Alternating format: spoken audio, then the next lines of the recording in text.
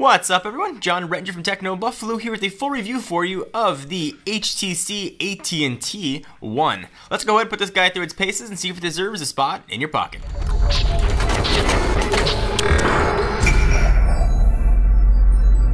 Alright, so in this video, I'm going to update the things I talked about in the initial review of the HTC One. As a reminder, that was a unlocked, non-carrier branded unit. So as part of our pledge to Techno Buffalo viewers, I will say we used this device for 5.5 days before putting out this full review. We got it several days before we were actually able to publish videos, so that's why the review is coming out the same day as the unboxing did. Alright, so a few things are different here than the previous unit that we tested. First, got a teeny tiny little AT&T branded logo on the back. I really like what AT&T and HTC have done. That's the only carrier branding on here. Very subtle and really nice. So the big addition is the inclusion of LTE. And the big question about that was not it was going to be a drain on battery. I actually found the battery in the HTC One in our initial review to be pretty solid. I was able to get through a full day no problem. LTE drained it somewhere between 3 and 6-ish%, so not as much as I expected. And I will say my daily usage generally comes off the charger around 7:30. Goes back on the charger around midnight. About 2-ish hours of phone call. It's generally connected to Wi-Fi when I'm at the office or at home.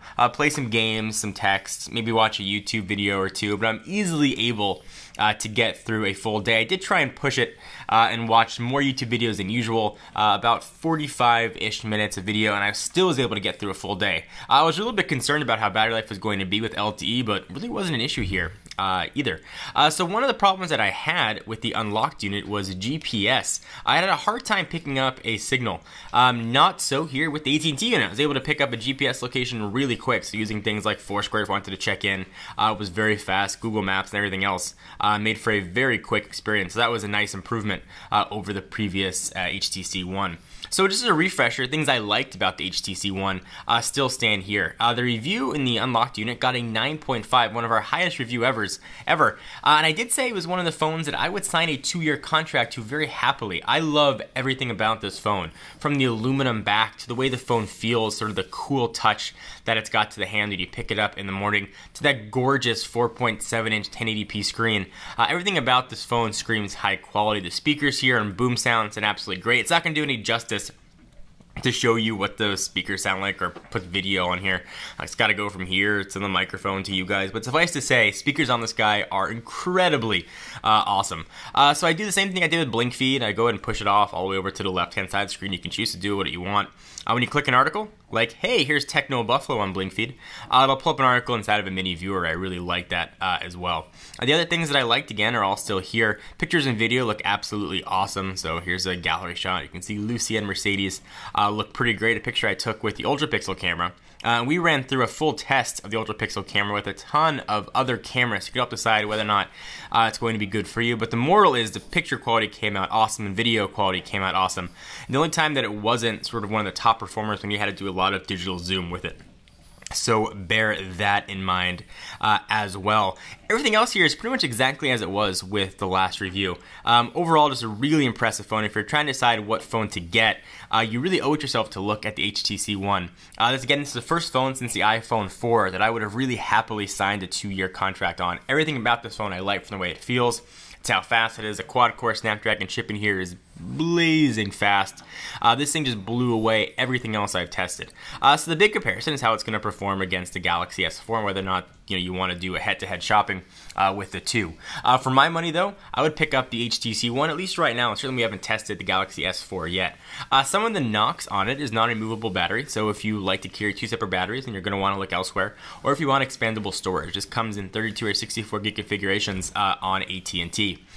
So I would have liked to have had expandable storage. The non-removable battery isn't so much an issue for me when I travel. Usually I'll carry an external battery with me anyway that I can just plug in and charge, and I can charge a ton of devices, not just for a phone. So that's never been a problem, but certainly I would have liked to have had expandable storage. But that's really the only knock on an otherwise incredibly stellar phone. So again, if you're looking to get a phone over the next few months, you really owe it yourself to look at the HTC One.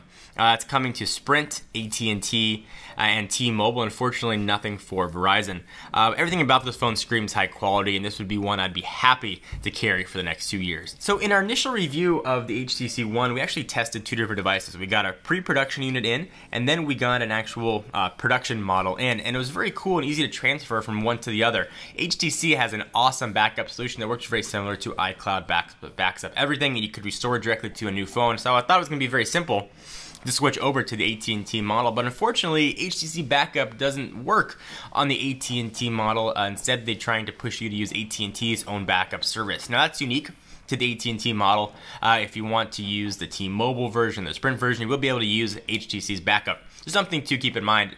You can transfer, though, very easily using Wi-Fi coming from an Apple device, Samsung, LG, whatever that carrier might be. But if you're coming from an HTC device to the new HTC One, that backup model made things really easy, but unfortunately, it's not here. So I hope you guys enjoyed. Please give this video a thumbs up. And again, link is going to be down below to our full review of the HTC One, the unlocked model. We've updated that review to reflect what we found with the carrier unit. So I'd love to hear your thoughts on that as well. Again, I'm John Rencher from Techno Buffalo. Give this video a thumbs up. We definitely appreciate it. And I will see you guys in the next video.